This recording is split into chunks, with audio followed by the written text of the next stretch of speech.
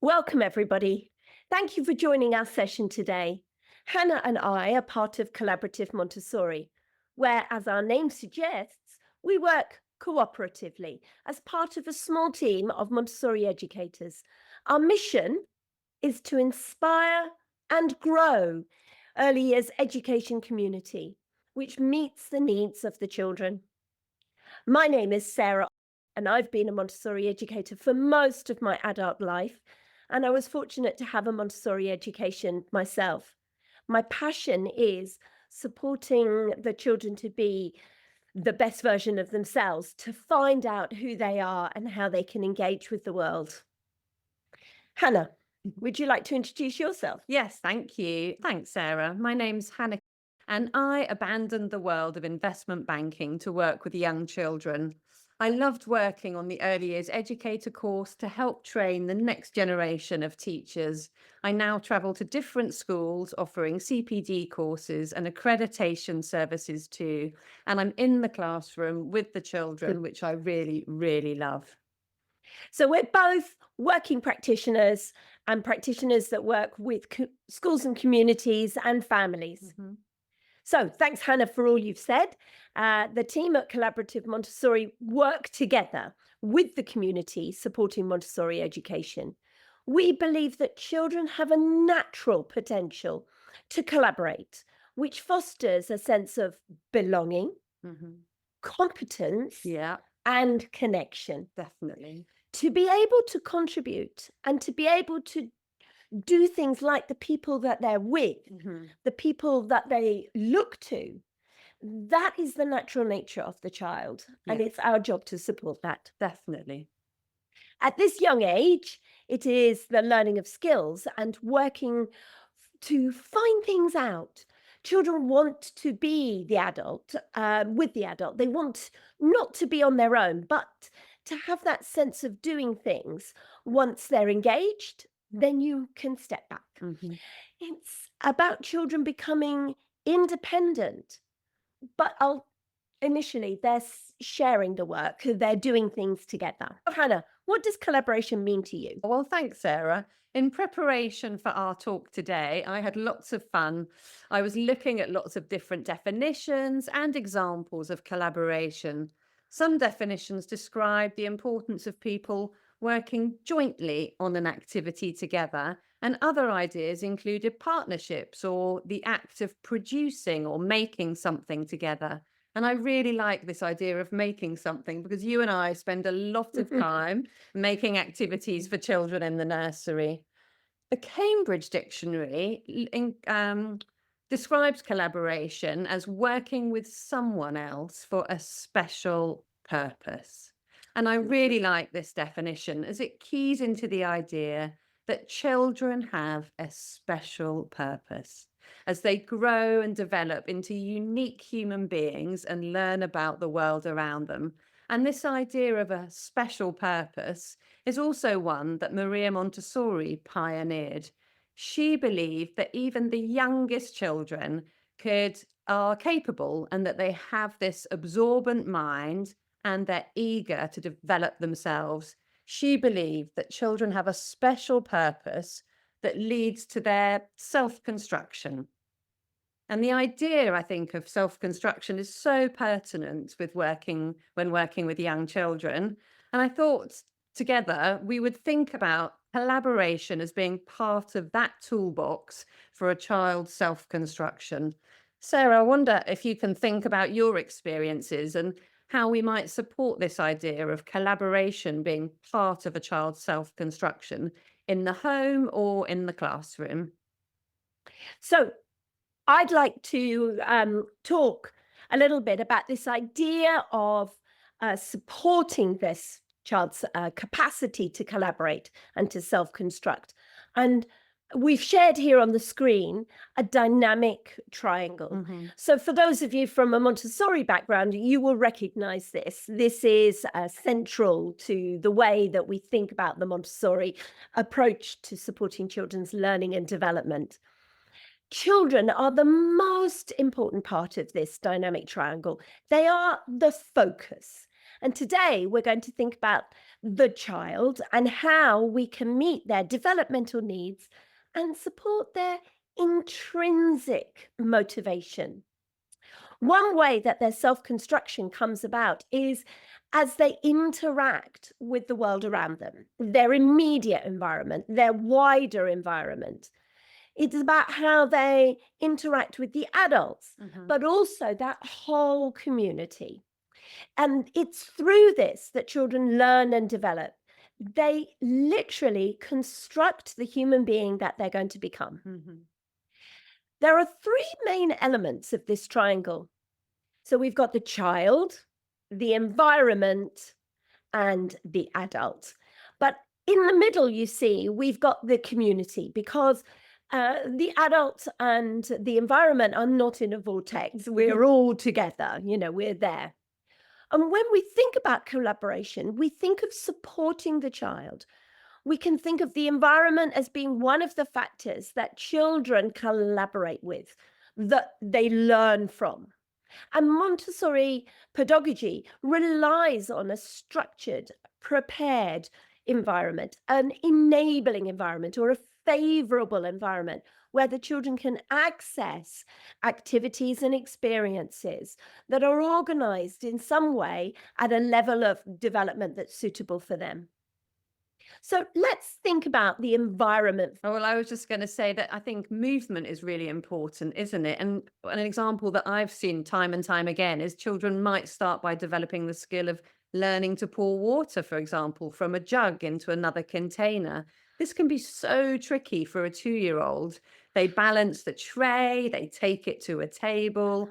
Using physical dexterity and hand eye coordination, the child pours the liquid into the container, and often that results in water everywhere. But over time, and with lots of opportunity to practice, the child moves on to be able to hone those skills further. And perhaps then they can pour water through a funnel or into test tubes as they master their skills. And that's what you were talking about, Sarah, that progression of activities, that prepared environment that allows these skills to be developed. We remember that young children are super curious Mhm. and they have this absolute need to repeat things, to do the same thing again and again. How many times have you all read the same book? How many times does a child, pour water from one container to another, or in the sink at home, just have the joy of picking it up and watching it drop down? Or as observed in India, a child just putting their hand underneath a roll, as a stream of water, putting it under, pulling it back, putting it under, pulling it back. This need to do things again and again. And it's through repetition that skills become proficient, that an understanding comes of how something works or how I can do something. And in this example of pouring that you've given, we can really see how children can become independent, be able to use that skill then for themselves. They can pour their own water at any time that they want, but they can do something for the community. Mhm. They can pour water for their friends. And both of us at snack time or at lunchtime see often one of the really young children with a great desire to serve the water Yes. to everybody.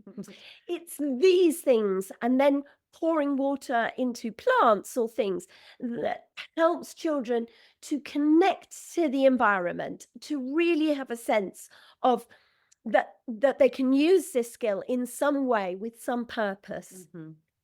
So it's in collaboration, isn't it, that the Mm. children, they are interacting with their environment, and that gives them the skills to then be able to serve their community. And in a collaboration with children, we as adults need to work really hard, I think, to make sure that environment appeals to children and that it works for them. It's a bit easier in the nursery. What about in the home, do you think, Sarah? Well, I know, super challenging, when I have my own children and in the role of being a nanny, the home environment doesn't always lend itself. The flooring may not be so ideal, the containers may not be so ideal, but it's just as important for a child in a home environment to be able to practice those skills. So look to see how you might be able to adapt that environment. Maybe you could have a deep sided tray. Maybe you can put up low tables so that the children can be down at a floor level.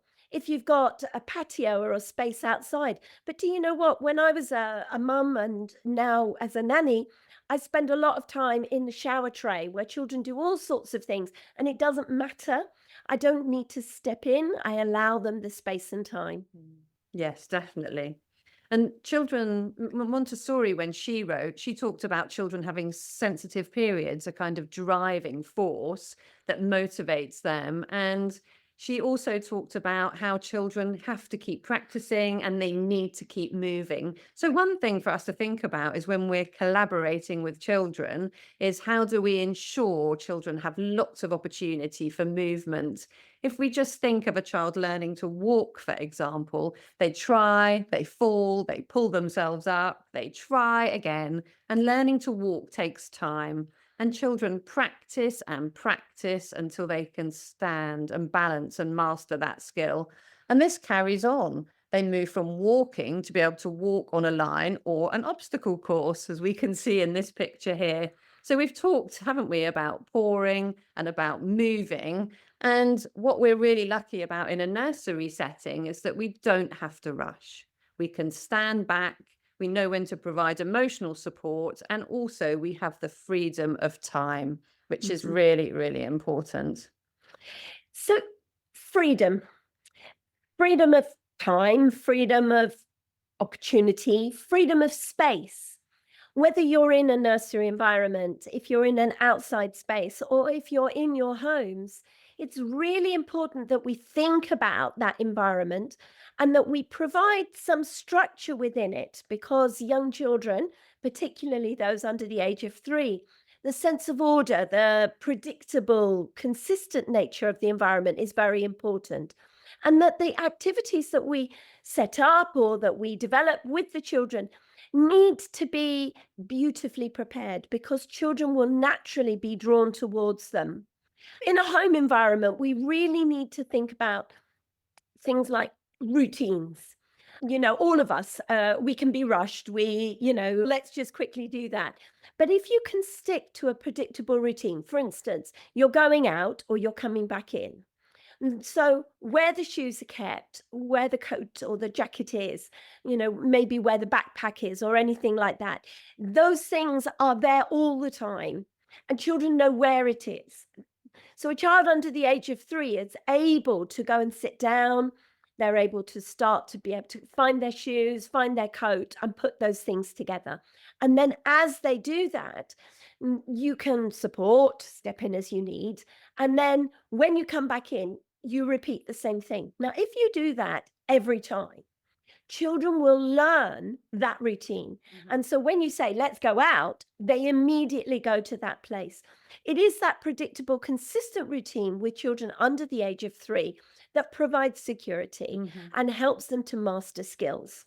That's right. And we talked at the beginning about the dynamic triangle and the community as being part of that. So, as well as predictable routines, we want children to develop new skills as well that are going to help them in their decision making.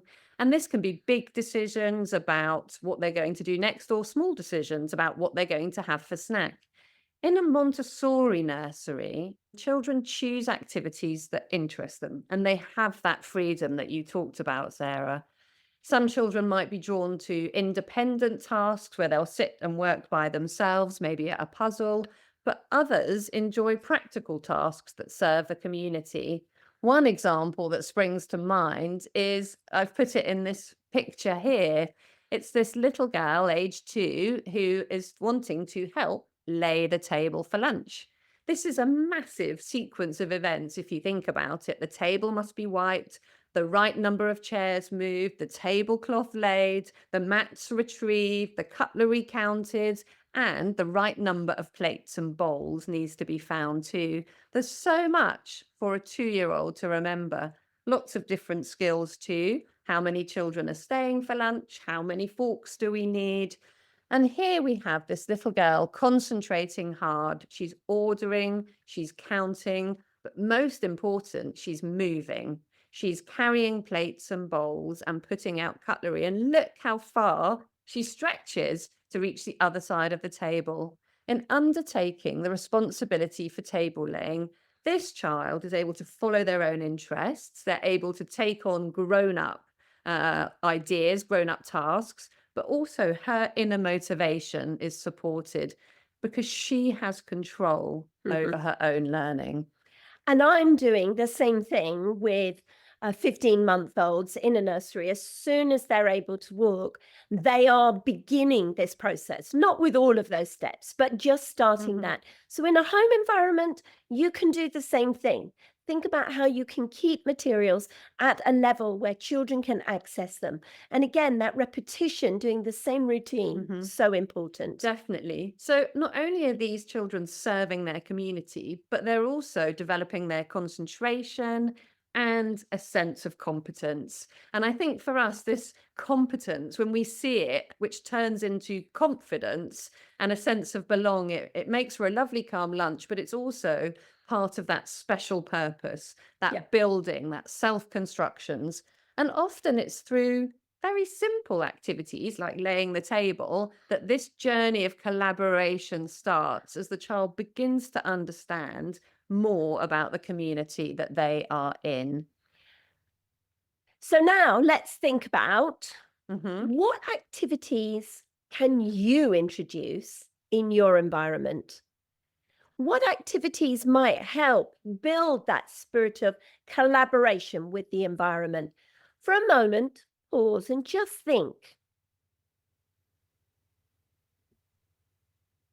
Did an idea come to your mind which is some sort of really lovely practical task? Have you got child-sized tools for that? Can the children be actively involved because they can manipulate them themselves? These are the things that will help children to be part of something bigger than who they are. So at home, this could be sorting laundry or helping make meals, cleaning windows, sorting the recycling, hoovering, gardening, cleaning, almost anything. And as children take responsibility for themselves, they start to become natural collaborators too. They become partners in their own community. And what I've put here, Sarah, is a screwdriver and some nuts and bolts. And you can see that children are caring for their environment as they sweep leaves, but also this activity, which is just on our shelf of nuts and bolts and screwdriver, for older children who'd perfected using these tools, they were then able to go on and help us build a flat pack mud kitchen for the garden. And I can't tell you how amazing it was to see these children in action as they helped to build new equipment for the whole nursery. And the smiles on the children's faces when this was put in the garden and all the children were able to use the new kitchen. Honestly, it really did feel like a whole community project. It was beautiful. We've done that with making soup, where the children who have been practicing using knives are now using knives to cut vegetables, and then supporting with some adult support, making the soup, and then taking it to the children who are outside in the garden to serve it as snack. And that sense of, this is the soup that I've made, and I'm now bringing it to share with you. It is these little ways that children play a part in the environment, using skills that they're developing, that helps them to build that sense of belonging, that sense of connection. And through it, we see confidence and concentration being developed. Definitely. So, as well as organizing our environments to be able to facilitate or be a provocation for learning and development, there are other aspects to the environment that are almost untenable, aren't there? That we can't quite put our finger on, that are also very important. What would you say, Sarah, is kind of part of that? Well, lots of things, but if we think about that atmosphere in the environment, that atmosphere that is in that space that makes it feel like it's a real place for children. And one of the things that really helps to create that atmosphere is a gift of time. Mhm.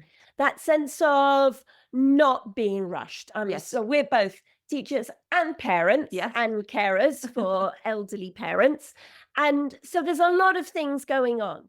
But one of the most wonderful things is when I enter the nursery, I'm given the gift of time Mhm. and the children have the gift of Yep. time. There is no rush. We move with the pace of the children. Mhm. And it might be that this is the only point in the day that children get to sit in the long grass Yes. and not do anything else, gaze at Mhm. the leaves in the tree that are falling.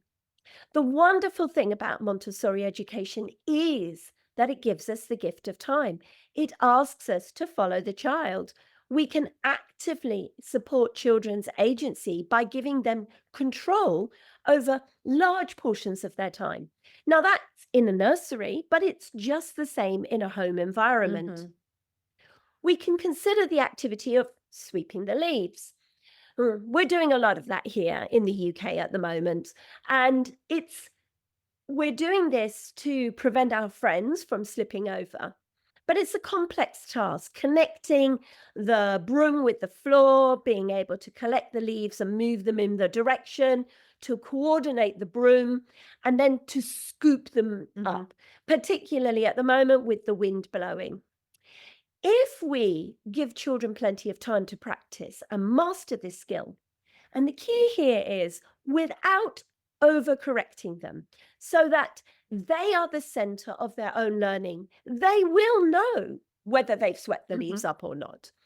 And it's this way that the child learns the skill and feels positive about Mhm. what they do. They not only serve their community, but they're completing the task to their own level of satisfaction. And that is an endorsement of the activity that they've chosen, but also it is the way that the confidence, the way that that sense of value in themselves and their contribution, that's where it comes. Mm. There are plenty of times for children to do things in a nursery, and actually at home there can be plenty of time. So think about how you might give that. That's right. And here we have a picture of a little child here who is learning how to wrap up a present. It's a self-chosen activity, self-motivated, and it's a lot of complex tasks here. He's got to estimate the size of the paper to wrap the box and also to use all that tape and to fold and to stick. And yet he's able to have time. If we give the child time, they perfect their skills and in time, he can use it to serve his community, perhaps by wrapping a present for a friend.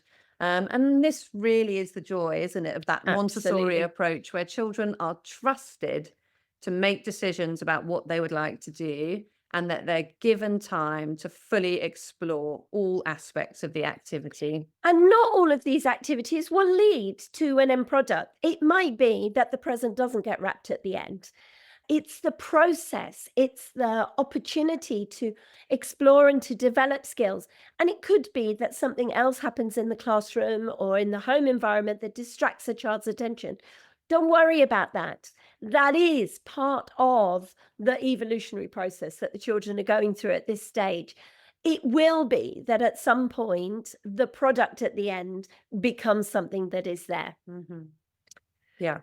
And I think all of this together helps us to think about what activities we can actually put on for children and how they can look after themselves. They need to, they are able to make decisions, aren't they? Choices about the sequence of activities that they want to do, choices about what they want to eat for snack, how they walk, where they walk, how they want to make a rocket out of what. And giving children time gives them agency, gives them confidence, and it allows them to be good decision makers. So, something I would say is if we're thinking about that building of agency, that sense of self of the child, um, Do you give the child a chance to make a choice about what they wear? And I wouldn't necessarily give an 18-month-old the whole of their wardrobe, but helping them to select two tops or two trousers, or laying out a narrowed choice so that they start to make that choice between them. If you are going on a walk with the children, do they get to be involved in the choice of which of the walks? So, do you have photographs of different places? Which one shall we walk to today? Is it to the library? Is it to the woods? Is it to feed the ducks? If you've got young children with images and showing them those images, they are able to take some part of the responsible decision making in that. The more we do that with young children, the easier it becomes for them to make decisions later on in their lives. That's really lovely. That's really lovely. Yes, some really good practical ideas there, Sarah. And I think the other thing that we talk about in the nursery is the way that we invite children to tidy things away after they've used them. We ask them to make sure that the activity is complete and it's ready for somebody else. This simple cycle of activity, taking something from the shelf, using it, but then making sure somebody else can use it after you and returning it, it really does create a more harmonious atmosphere because children know where to find things. And the person that's used the activity has this idea of community. They're giving it, they're getting it ready for somebody else to use. And that's a process. We're talking here today about 0 to 3. Hmm. An 18-month-old can be involved in completing a cycle, so putting something away at the end, but they may not always be able to do that. And that's okay. Remember, it takes time, practice Hmm. for children to learn that. But allow enough time in your activities that you're going to do with the children at home or in the nursery to make sure that there is an opportunity for children to return things to the shelf. That's right. And as adults, we can role model that, can't we, Mm. as well? Especially with our youngest humans. Lots of opportunity for practice, lots of time, and role modeling ourselves so that the children really start to understand the value of that. So we've been talking about the importance of the environment, the environment that's prepared for the Hmm. children, that's favorable to their learning and development. But I think you've got a short clip now Hmm. of a nursery that we can just have a look at. So let's pause That's and take a look right. at this. That's right. So let me see if the technology. So there, Sarah, those children were so busy, weren't they, carrying out that work of self construction. But alongside that, I wonder if there were any moments that you really enjoyed looking at that video where you saw children collaborating together and doing activities that build community. Well, I think there were, yes, there were lovely moments, weren't there? I think the real joy for me is you're watching children moving at their pace.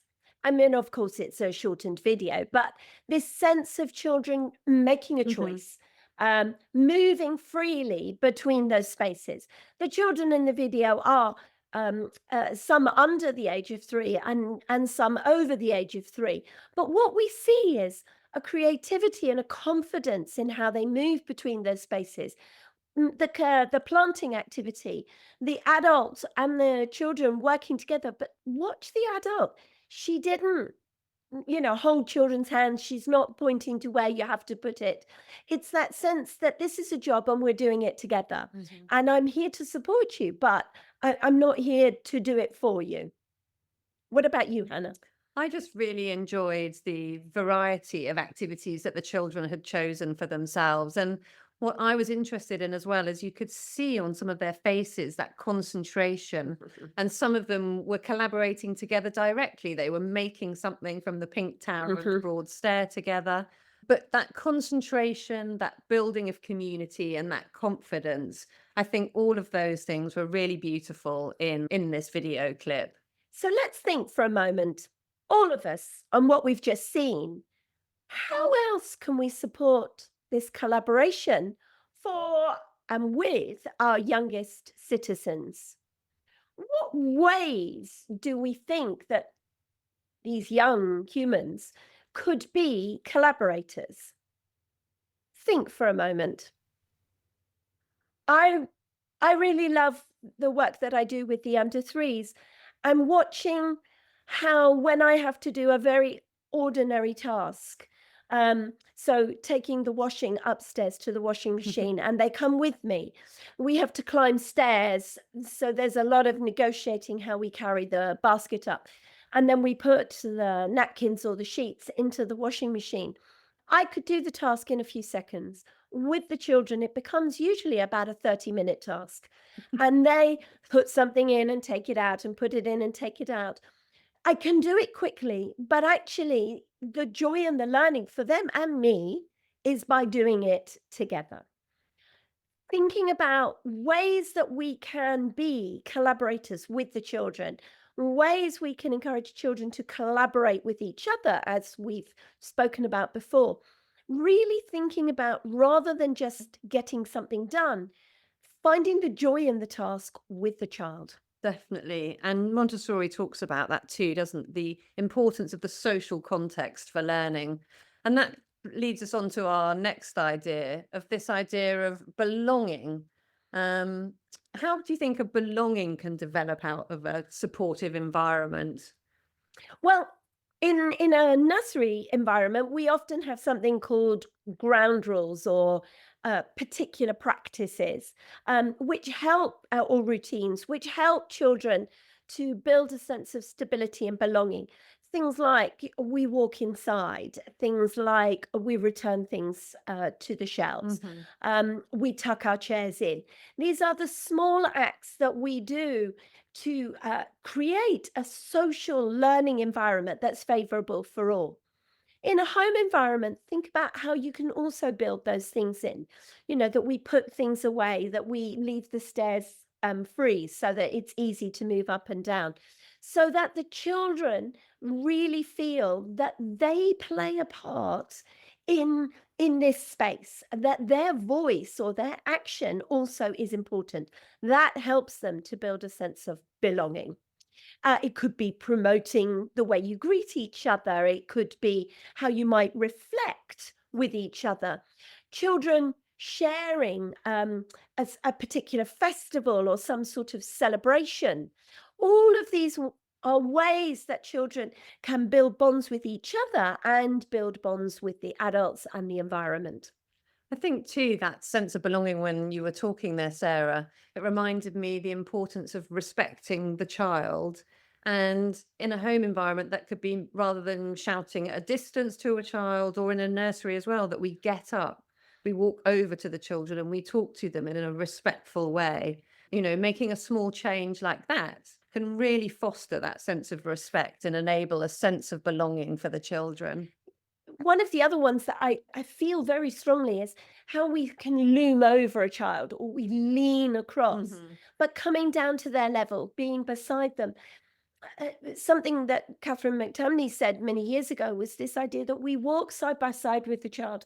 We're not in front dragging them along, we're not behind pushing them, but we are following a similar pace, Yeah. being collaborative in that way. Yes, definitely.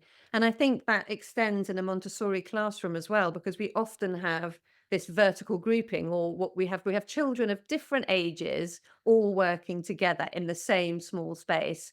And this really does help children to develop empathy and social skills, because they're playing with both older and younger friends. And it's a really nice thing that can be replicated outside school as well, inviting different age children round to play. And teachers can also guide that. We can, can't we, as you say, walk alongside by the children, but model that respect, model kindness, and model collaboration, ensuring that every child knows they're part of the community. And we can do that by the questions that we ask and the conversations that we have. And that lovely example you gave before of laying the table, quite often in a nursery environment, tables that might be used as part of the work Hmm. in the morning then become tables that we cover. And so we may need to move them. And of course, an adult could literally physically pick the table up and move it. But the act of asking a child, could you help me? Hmm. When we're putting things away, they're not doing it, would you do this for me? They're doing it, would you do this? Yes. Or, but if I genuinely need help, can you help me, please? Yeah. Even when you know that you could manage it, helping a child to feel that they have a part to play, that's where a sense of belonging, Mhm. I am important here. Mhm. And I think that humbling of the adult, you talked about walking side by side, Mhm. but it's also respecting the child, Yeah. respecting their view, and humbling yourself so that you can engage with the child. And we then see children's confidence, their sense of self belief Hmm. grow. But what we also see is a real joy of learning, a real sense of curiosity, a real sense of happiness Yes.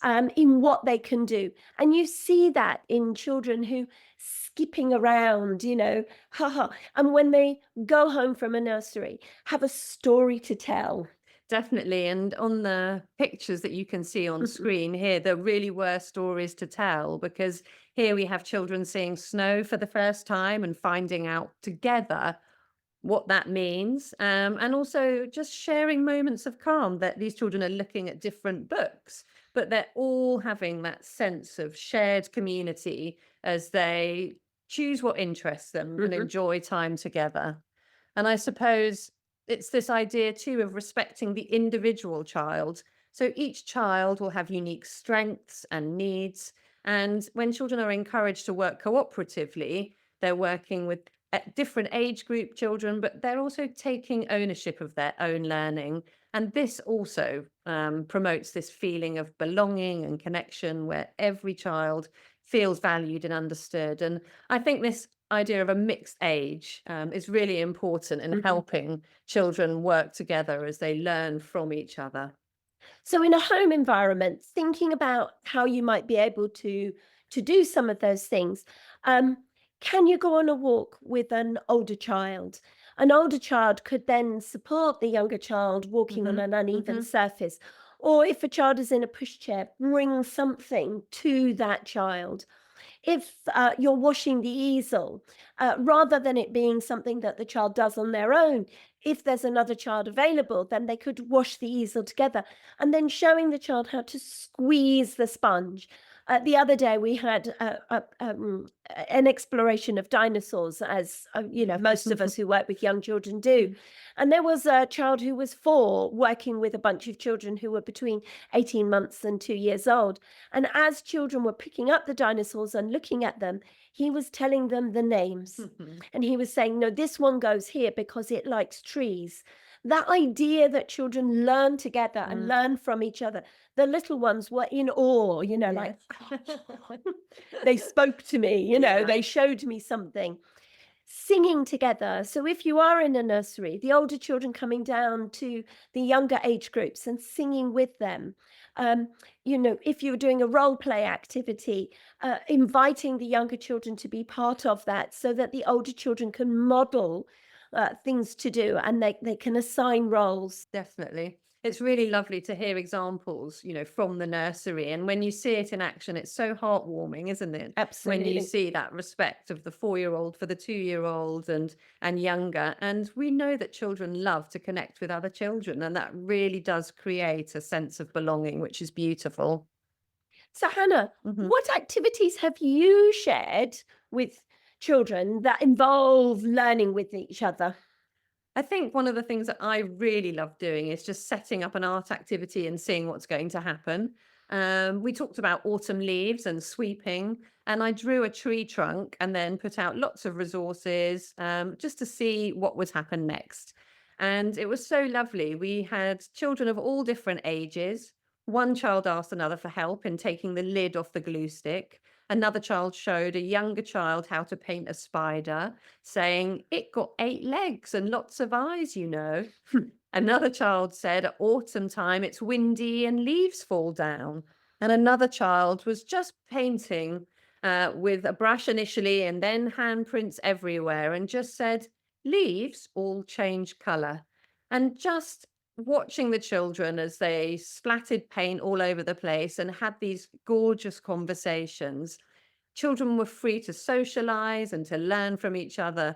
And it just reminded me how, when they work in a way like this together on a project, that they're so innovative, Yeah. but also they love to imitate each other as well. So that sense of innovation and imitation. And the tree was beautiful, as you can see at the end. It was full of spiders and spider webs, and the children used so many different techniques to work together. The other picture that I've shared there is the Empire State Building, which involved two children working collaboratively to create their building. And it took a long time. There was a lot of discussion about where things were going to go.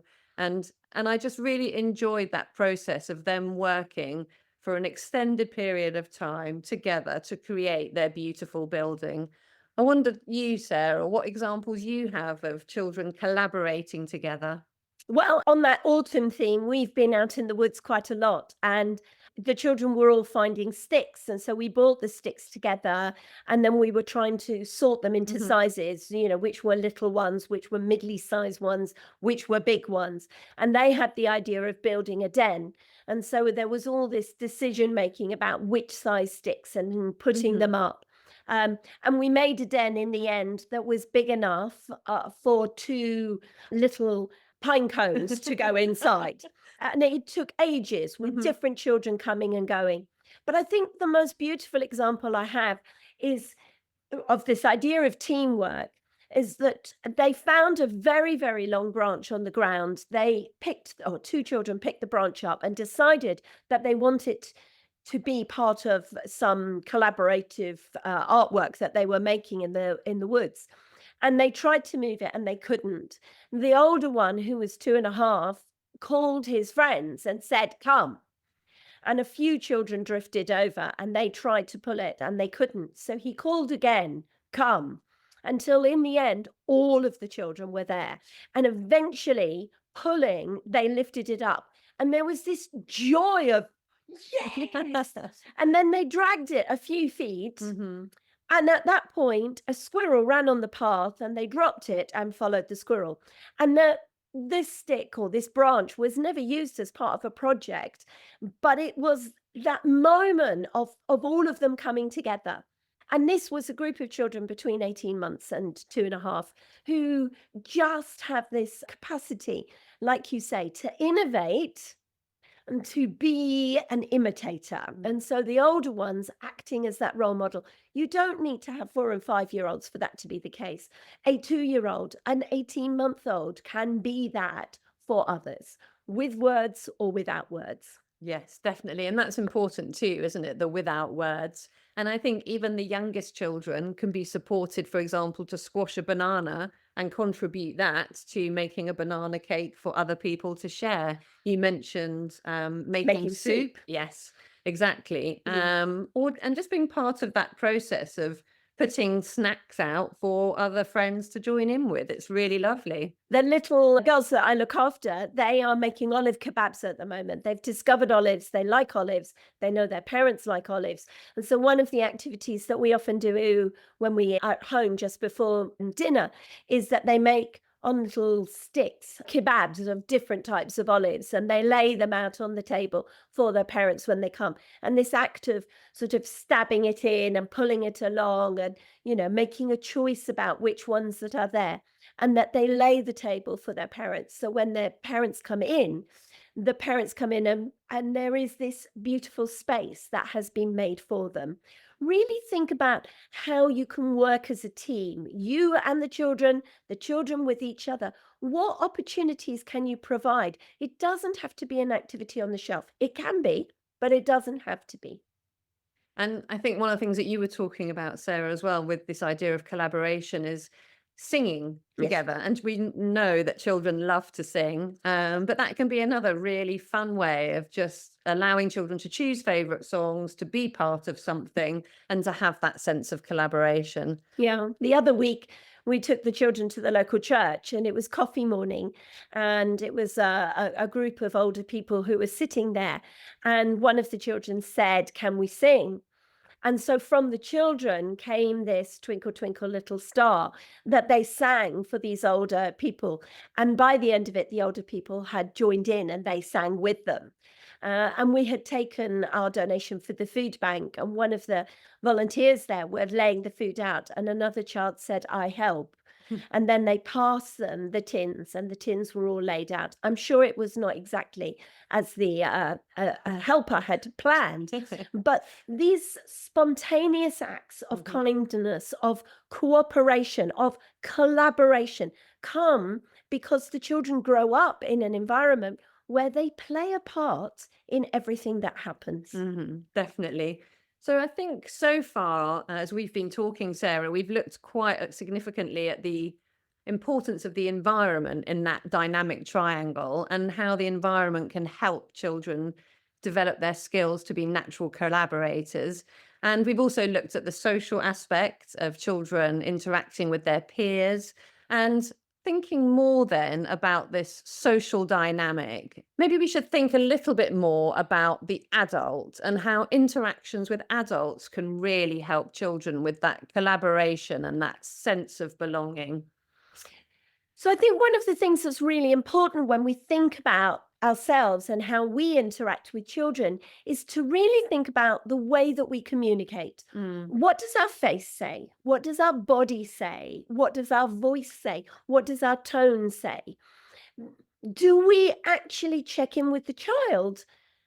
Do we look to find out what they're saying with their face, with their body, with the tone of their voice, and maybe with the words that they choose?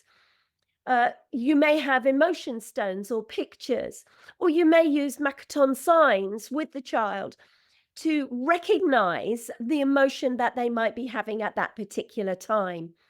It's through supporting children to help them to understand their emotions, to help them to understand their feelings, and that they have a voice, and that that voice matters, that you will listen to that voice, you will respect aspects of what the child is saying, and that or expressing in a non-verbal way. You will do those things, and that helps them to build their confidence, their self-esteem, and who they are. Yes, I think that's true for sure. And I think also what's really lovely is when we think about how sometimes using a very soft voice Mhm. can really support those shyer children, or you mentioned Makaton signs, and thinking about the way that we respect each child and meet their needs. That is a really important part of the adult role. So, cultivating an environment of respect and collaboration where communication is really prioritized. It might be finding out if a child is happy or sad. Mhm. Thinking about a Montessori classroom being a place where everyone feels that they really belong and that they can thrive. And we have this quote here on the screen, Sarah. So, what did Montessori say about the role of the adult? She talks about the adult, the main role of the adult is to aid life. Hmm. And I really like this quote, that every detail of the child's life has rules and mysterious laws. We don't necessarily understand everything, nor does the child at this stage, under the age of 3. They're driven by an impulse to be independent, to live, to explore, to discover. And that drive is not necessarily a conscious drive, it's an unconscious drive. So if we understand that, every detail that the child shows us is important, and that we have a duty to respect that, even if it doesn't seem logical, because we don't know the consequences. We're not the judge. Rather, we're the servant of nature. And Hannah, you mentioned before that ability to be humble, not to be the all seeing, I am everything. Mm. But that idea that we are working with the child, we are supporting the child or enabling the environment to be the space where the child can construct themselves, because that's their work. We can't do that for them. They have to do it for themselves. A guide is a really good Hmm. term to think about. That's right. And I think the other thing when we were talking about this earlier was this idea of the role of the adult being quite a fine Mhm, balance. On the one hand, the adult as a kind of guide or mentor who helps facilitate the children on their educational journey, if you mhm, like. But also, we want the adult to be able to nurture a child and Mhm. particularly nurture a child's independence, help me to do it myself. Mm. And that means sometimes, as an adult, really standing back and letting the child make discoveries for themselves. And that can be hard, can't Oh, it? Because sometimes as adults, we want to join in. mm. We really do. But there's such value in just standing back and allowing the child to make the discoveries for themselves, allowing them, yeah, That putting on the welly. yes, And you can see that if you just pushed it like that, they would, their foot would be in. But the joy of that for themselves, and you'll know the moment to step in because you can see the level of frustration being too much, and that's the time to support the child by actually showing them a technique. The youngest children are the ones that are driven to be independent and do the most for it. By the time they can do it for themselves, we often find children become less keen to do hmm. it for themselves. I often think of our role as an adult as being a bit like a detective. Yes. We're kind of observing closely without interrupting and then carefully monitoring the child and what they're Mhm. doing. And as we talked about before, monitoring their emotional state as well as what they're doing with their hands or their bodies. And just thinking about where their interests lie. Why is the child drawn to persevere with this activity of dressing themselves or Mhm. putting on their wellies or carrying something heavy? And then if you're in a nursery school, that means thoughtfully planning for the child to give them next steps or to collaborate with the environment. And if you're in the home, that could be thinking, I wonder what could follow on from this interest that the child has. And in that way, the adult can really help by supporting children with their growth and holistic development.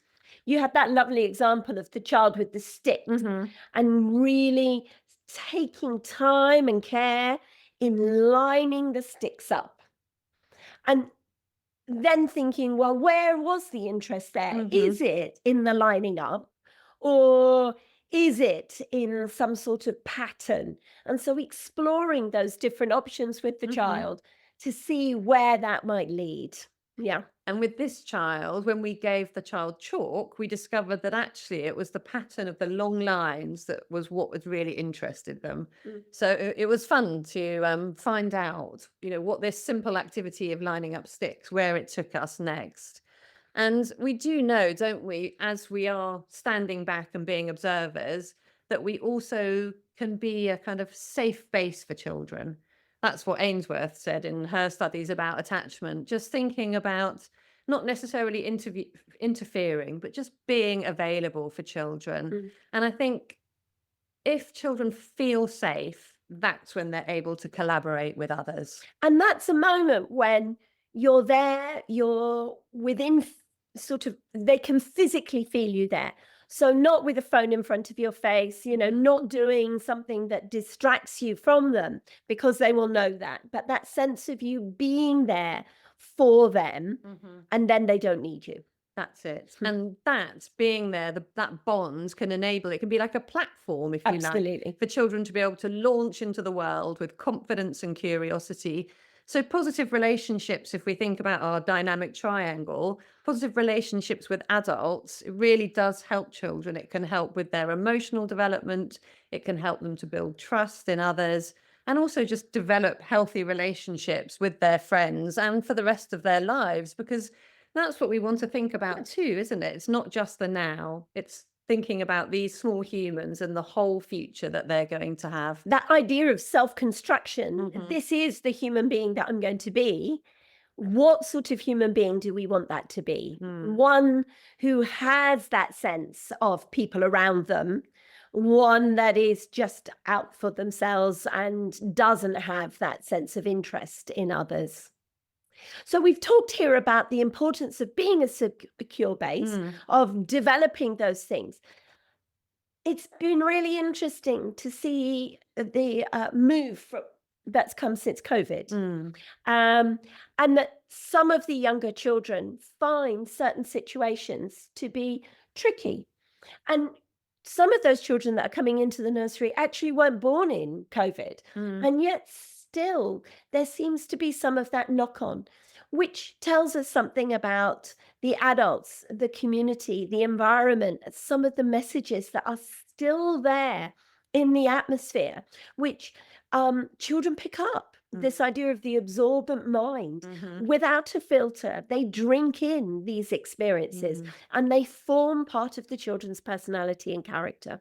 Yes, I mean, I think we can definitely say that COVID had a significant effect on children. And when we're thinking about our role of adult, as an adult, it's thinking about that ability to role model to children. You mentioned the way that we talk, the way that we walk, and the way that we respect each other. And Montessori was really clear about the importance of respecting the child. And on a practical level, one thing that I've really noticed is some children find social situations extremely challenging. And being that adult to role model how to interact socially, that can be really helpful for young children. So perhaps before looming over a child or leaping in and joining a child in their game, just remembering that we can ask their permission to join. Can I join you? Without just jumping in with our adult precepts already formed. And taking a child who is watching something and you can sense that they really want to be involved, taking them quietly with you and Mhm, saying, "We were watching and we like the way that you've been doing this activity. Can we join in?" mhm, Modeling that and providing that, not just saying to the child, I've told you what to do, but actually doing it with the child and doing it however many times are required until the child has the confidence to do that mhm. themselves. And hopefully it has a ripple effect for other children as well, doesn't it? So Absolutely. definitely when we're thinking about that dynamic triangle, one of the key aspects of the adult role is role modeling. Yep. Children have an absorbent mind and they are going to be copying you. And if you've ever seen children role playing, you'll know that they role model the adults around them. Another aspect of the role of the adult is observing as well, observing. So if we've created this enabling environment, if we've created a space that is safe for the children, if we are there providing that safe base, we can help children to feel connected to that environment, and we can help them to see their place within the family, within the nursery, and within the world. So it's about us finding out where they're curious. What do they know? And we do this through observing, through watching what they do and through listening. And what we see and what we hear, we then use to think about how we can connect them or guide them towards things that they will show an interest in because we know they've got that. And that helps them to love this process of learning and to become more confident and more self-motivated, rather than I saw this toy, I thought this was great, I'm giving it to you, why don't you want to play with it? Mhm. So this idea about following the child, walking side by side with them, rather than this idea of leading the child forward. Yes, definitely. And I've got this pictures here, which is a child who's been introduced to making banana bread. As you can see, he's merrily chopping up the bananas there. And then over time, through observation, we can support the child by standing back and letting the child do the whole process independently. And you can see here, there's just a little recipe card so that over time, the adult is able to observe the child's skill and their interest, but also to be able to step back so the child becomes fully independent. And that's, we can have with the 4 year olds, but even with the younger child, we could um, introduce them first to sensory play, for example, squidging things, feeling things for the first time, and then create simple salt dough or dough for bread with them. And it's through observing what the child is doing and what they like doing that we're able to plan what they can do next. We are making cupcakes at the Hmm. moment with our young children. So they are just under 18 months old. And what they love is transferring, Mhm. moving things from one container to another. And so these very small children are transferring and mixing. It is true that when we put the mixture into the cupcake maker, the cupcakes are about this small.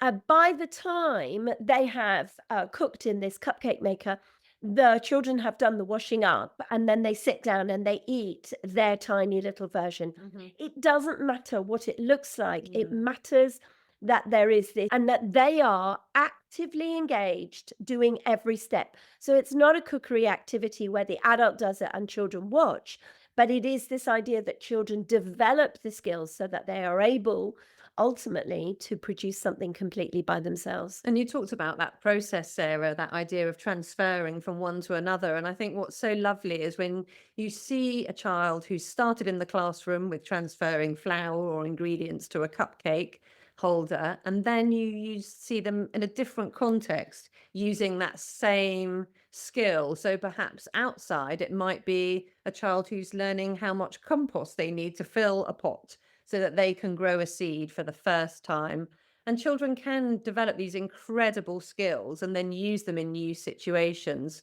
I wonder, Sarah, how thinking about the role of the adult in general, how else we can be challenged as practitioners or as parents? What other things can we think about? So let's go to the really big ideas. Yes.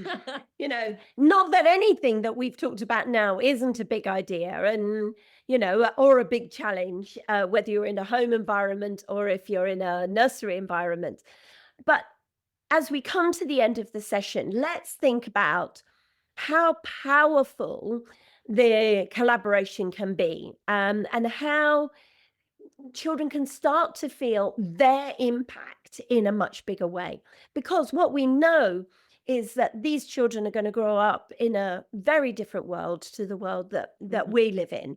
And how can they collaborate with the environment and adults? How can they learn with their peers and have an impact?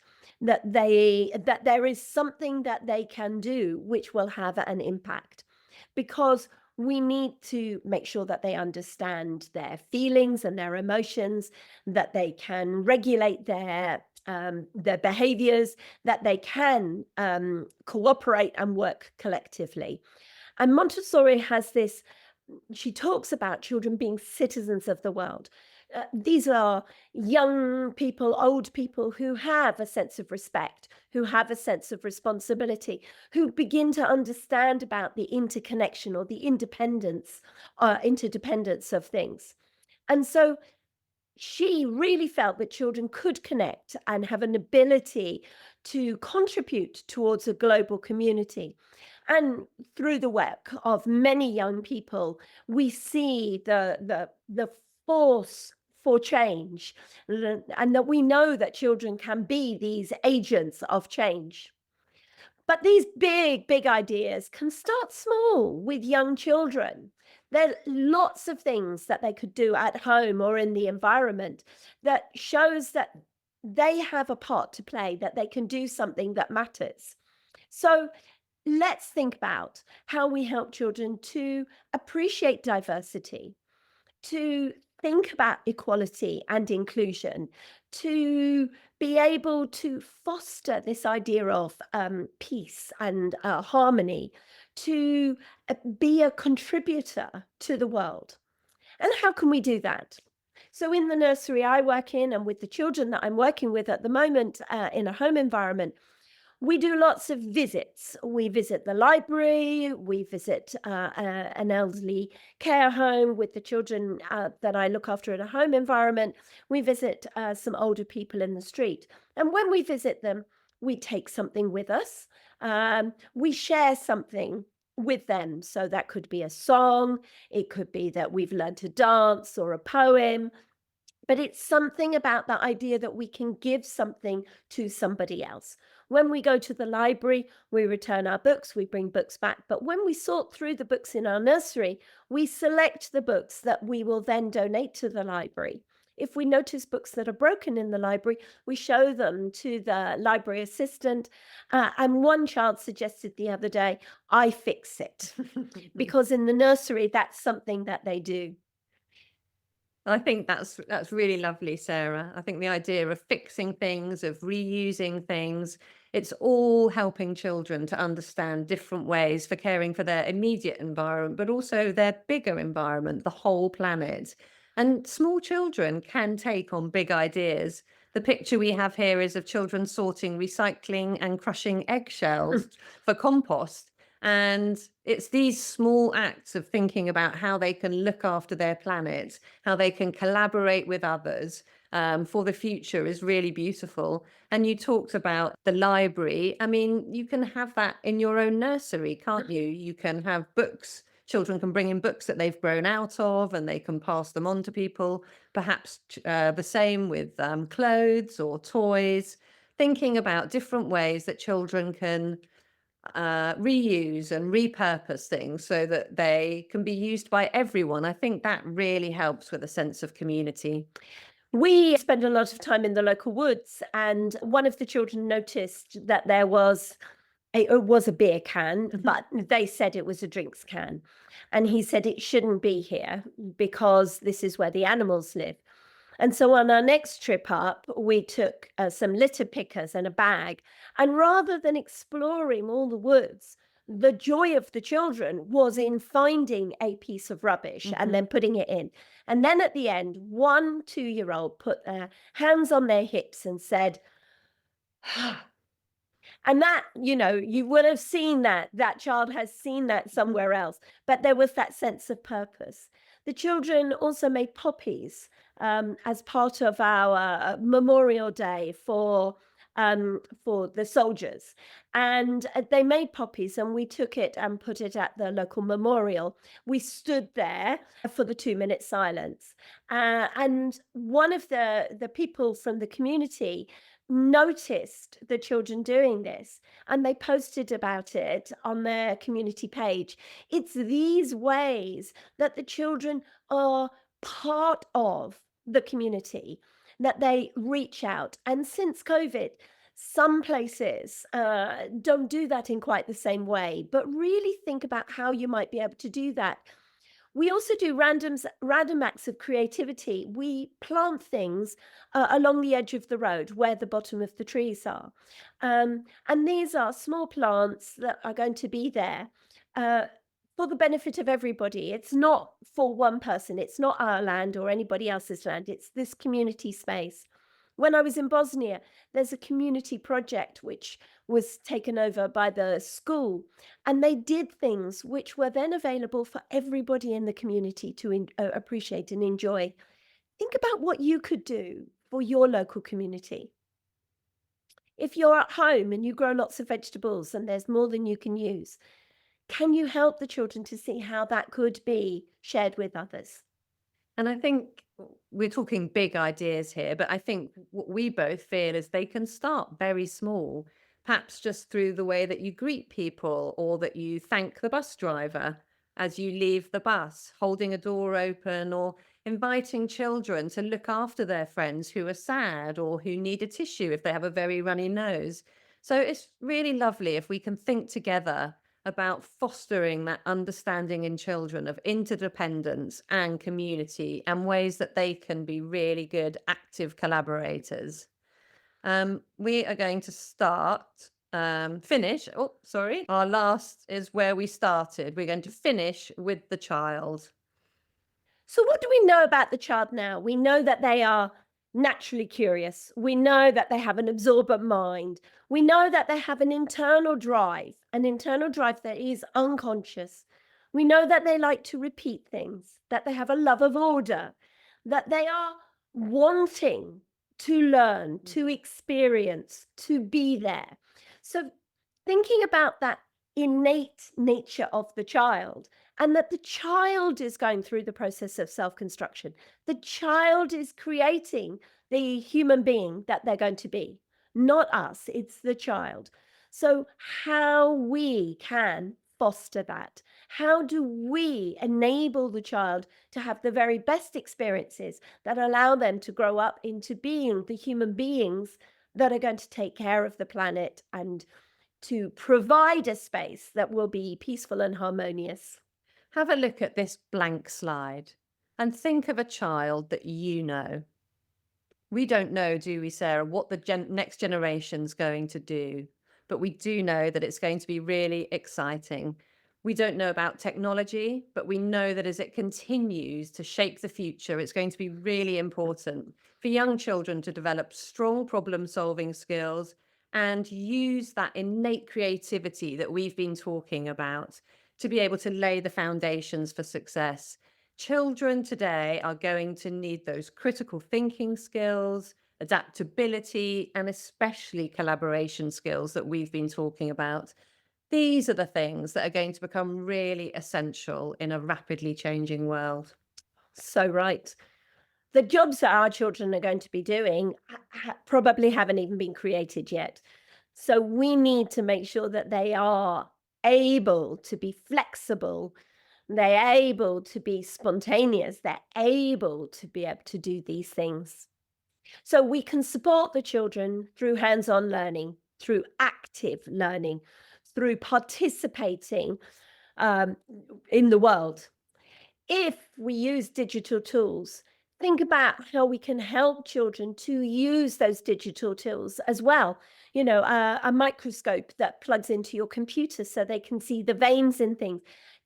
Don't hide technology away from children. Think about how it can play a part, because this will be the foundational skills that will enable children to engage with technology, hopefully in thoughtful and responsible ways in the future, so that they can use them to collaborate with others.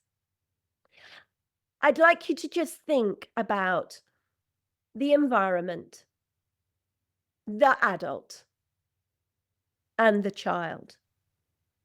Let's think about how we can work together, be together, learn together, create together, where we can follow the child and create experiences that the child can learn from, and how we can learn from the child. It's in that sort of space that we find a peaceful and harmonious community. It's been so lovely today to sit down with you, Sarah, and share some of the different ideas about how we can support the child in our care. It's been really lovely to think about collaboration as we collaborate together. And also as we discuss those different elements, the child, the adult, and the environment, and also the community. And for us, thinking about the community, this is something that's really important for the very young children. So we're very grateful to you for watching. Do get in touch with us if you'd like to hear more. This is our email and our website, info@collaborative-montessori.com. And our website is collaborate-montessori.com. And as we finish, let's really think again about how we can work to create for the children a peaceful and harmonious place. Thanks, everyone.